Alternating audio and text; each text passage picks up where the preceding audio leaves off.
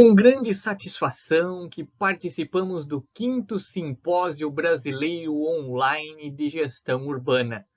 Eu sou Leandro Augusto Erba, mestrando do PPG-Arc da Unesp, campus de Bauru, e esse artigo foi feito em coautoria com o também mestrando Jefferson Fernando Correia Antonelli e a professora doutora Renata Cardoso Magagni. O artigo tem como título Experiências sobre a aplicação do Índice de Mobilidade Urbana Sustentável, o IMUS, em cidades brasileiras e do exterior. Agora passo para uma breve introdução sobre o tema.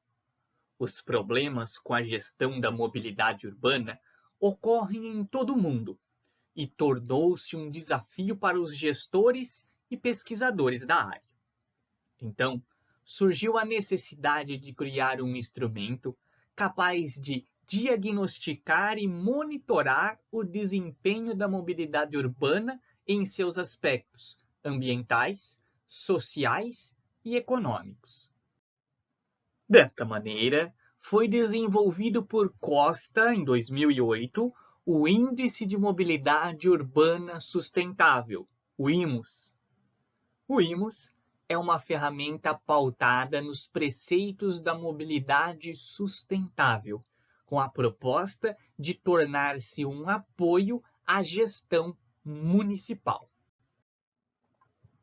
O IMUS é estruturado da seguinte forma: são 9 domínios com dimensões social, econômica e ambiental, 37 temas e 87 indicadores, que vão avaliar a qualidade da mobilidade urbana em cada município. Nesse slide, nós trazemos o exemplo do domínio acessibilidade, que se desdobra em mais 4 temas e em vários indicadores. Isso ocorre com todos os 9 domínios do IMUS. Desta forma, é possível avaliar a mobilidade urbana em seus diversos aspectos dentro do município. O objetivo desse artigo é apresentar uma análise comparativa dos resultados da aplicação do IMUS em diferentes cidades do Brasil e do exterior, com o intuito de identificar quais indicadores de mobilidade urbana ainda são de difícil acesso nos municípios onde houve a aplicação do IMUS. A metodologia deste artigo seguiu 3 etapas. A primeira delas foi a identificação das bases de dados e a definição dos critérios de busca. A segunda, a definição dos parâmetros para análise e coleta dos dados. E a terceira, a análise e a síntese dos dados. Na primeira etapa, definiu-se por realizar a busca de artigos na Biblioteca Digital de Teses e Dissertações, a BDTD, e também no catálogo de teses e dissertações. As palavras-chave utilizadas foram Índice de Mobilidade Urbana Sustentável e IMUS, ou seja, a sigla IMUS e o nome por extenso. Tanto em uma base quanto em outra foram utilizados essa busca desta maneira. Na segunda parte, na segunda etapa, foram definidos os parâmetros a serem coletados, ou seja, todos os resultados encontrados pelos autores referentes à aplicação do IMUS. Na terceira etapa, foi feita a análise e a síntese dos resultados.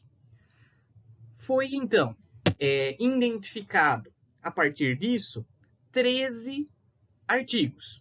Então, na primeira etapa, nós identificamos 13 artigos e, com base nesses 13 artigos, foram feitas as segundas e terceiras etapas da metodologia. Os 13 trabalhos se referem a essas 13 cidades aqui listadas. Nós dividimos as cidades de acordo com seu porte em metrópole, grande porte e médio porte. Aqui, nessa tabela, tem a população desse município no ano da aplicação do IMOS. E aqui, nessa última coluna, nós temos os autores que aplicaram o IMOS.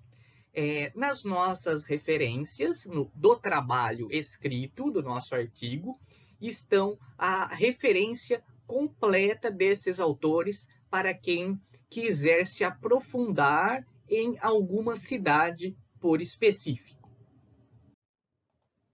Nessa tabela, a gente pode ver que, primeiro, todas as cidades elas procuraram analisar todos os indicadores propostos no IMOS, ou seja, os 87 indicadores.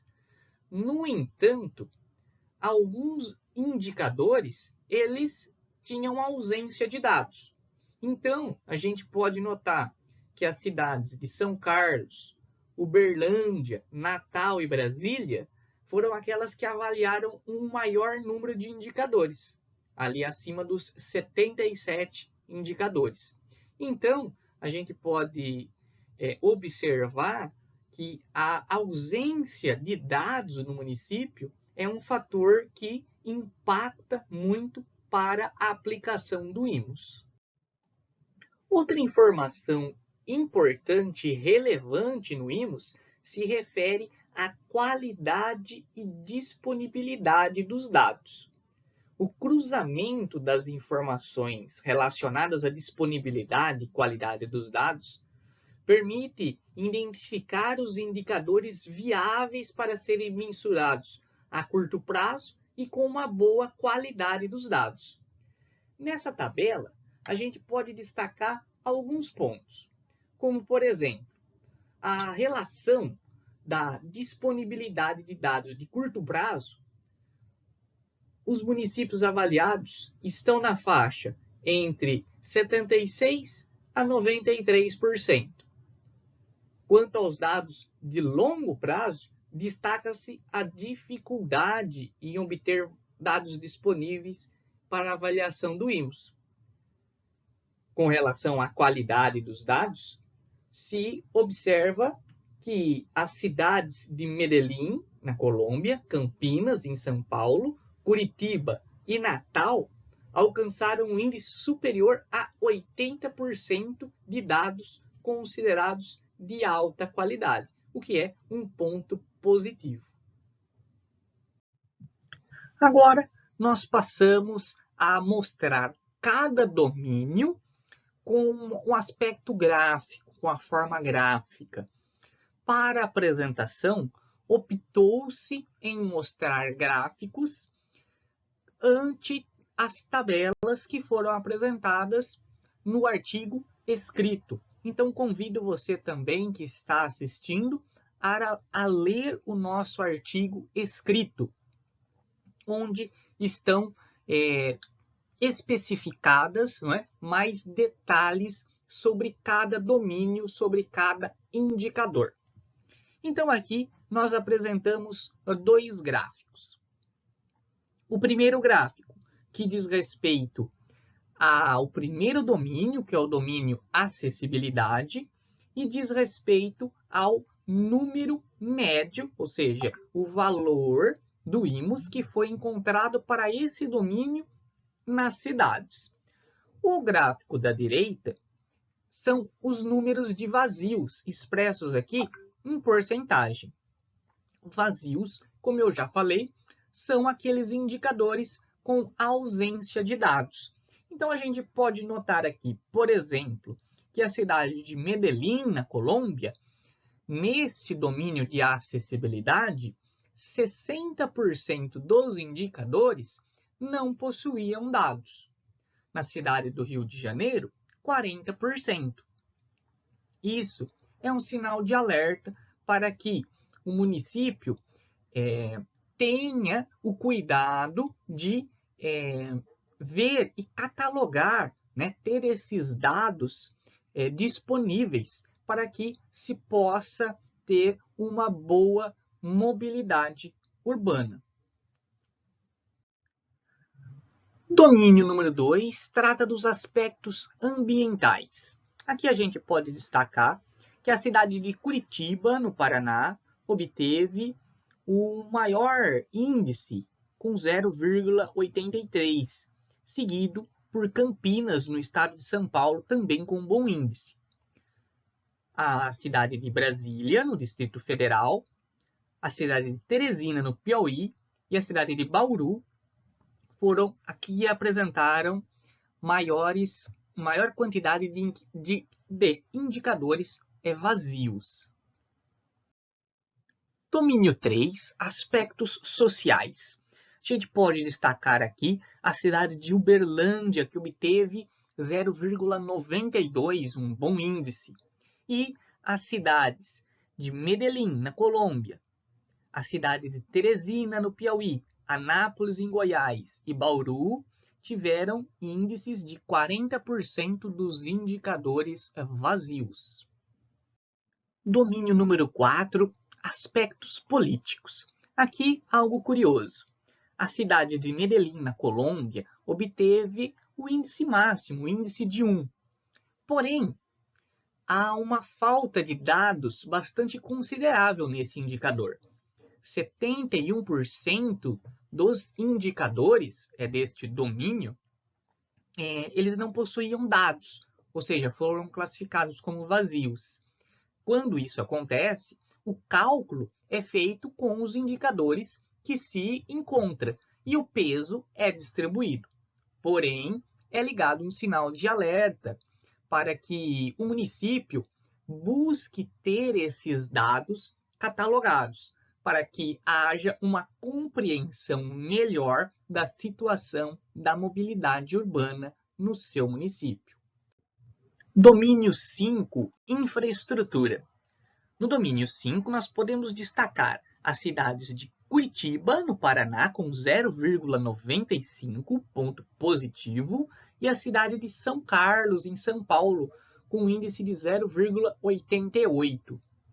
A cidade que mais teve dificuldade para encontrar os indicadores, 80% deles foram vazios, ou 80% dos indicadores não tiveram dados, foi a cidade de Teresina, no Piauí.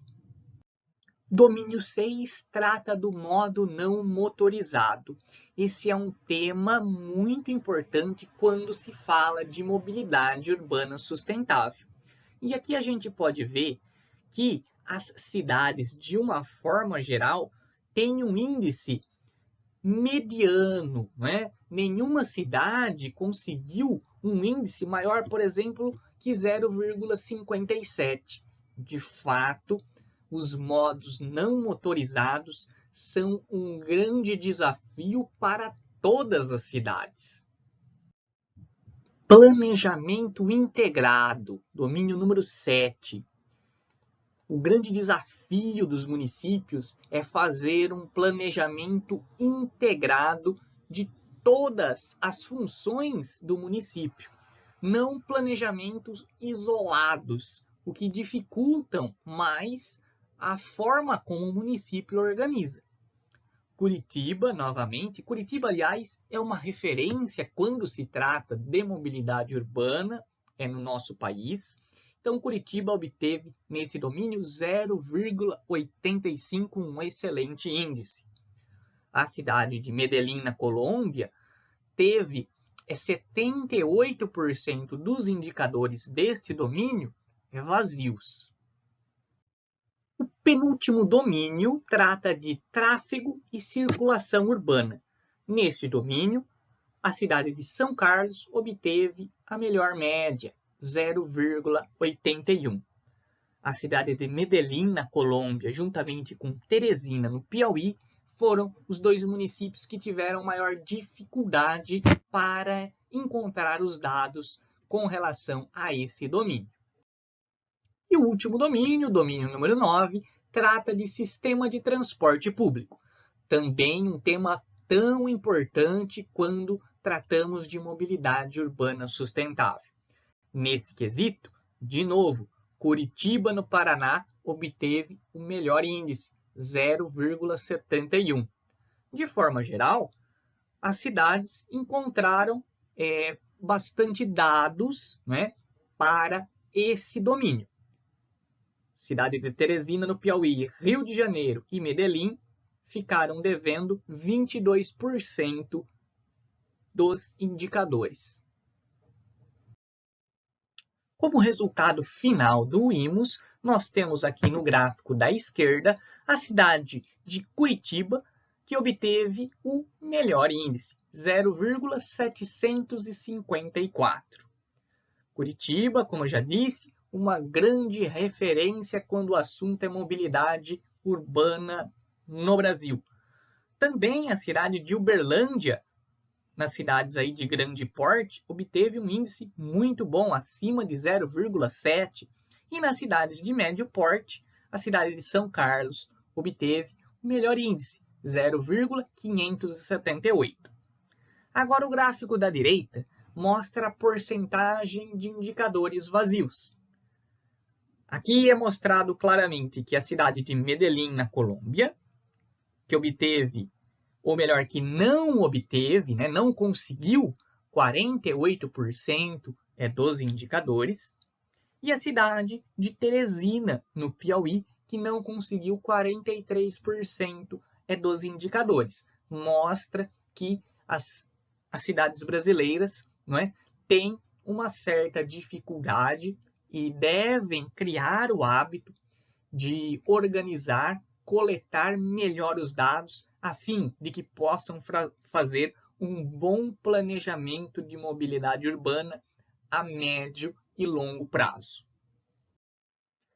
As considerações do nosso artigo foram as seguintes. Primeiro, observou-se que nenhuma cidade brasileira avaliada contempla uma base de dados tão variada quanto aquela necessária para a aplicação integral do IMOS. Muitos dados indicados na metodologia não são levantados com periodicidade ou de forma oficial, por não existir uma prática constante de monitoramento por parte dos municípios. A falta de uma série de dados também prejudica a possibilidade de aplicação periódica da metodologia com o intuito de acompanhar a evolução da mobilidade nos municípios. A adoção do IMOS pelas instituições públicas relacionadas ao transporte urbano poderia estruturar nas cidades brasileiras um processo sistemático e contínuo de coleta de dados para a avaliação periódica do Índice de Mobilidade Urbana Sustentável. A análise comparativa da aplicação do IMOS em diferentes cidades possibilitou identificar, primeiro, os aspectos positivos e negativos da mobilidade urbana no município, pois é composto por um número expressivo e diversificado de indicadores relacionados à mobilidade urbana sustentável. E 2. Quais indicadores ainda são de difícil acesso à informação nos municípios avaliados, seja por falta de sistematização dos dados ou por ausência da informação.